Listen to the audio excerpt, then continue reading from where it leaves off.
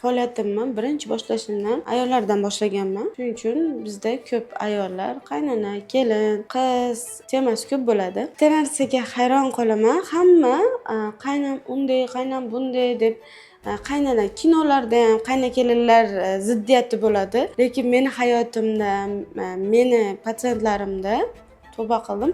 95% qayna kelinlar intipoda. Birinchi kelinini olib keladi, kelinini davolatadi, kelsa bolalarini olib qoladi, keyin qizini davolatadi, keyin o'zini davolatadi. Bunaqa patsientlarimiz juda ko'p bo'lgan.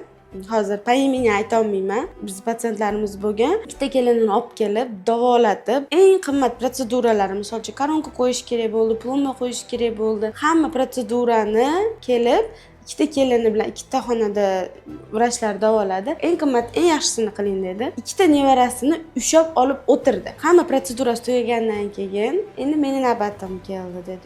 Birinchi shu vaqtda kelganingizda qildirib olsangiz-chi desam, "Yo, birinchi kelinlarim qildirib oldi, ular meni qizlarim" deb. Menga o'rtachasi ham bo'laveradi deb, o'rtacha segmentdagi plombalar, o'rta segmentdagi koronkalar qo'ydirdi. Shunda tan berdimki, hamma ham kelinligiga yomonlikni emas, yaxshilikni ravo ko'radi.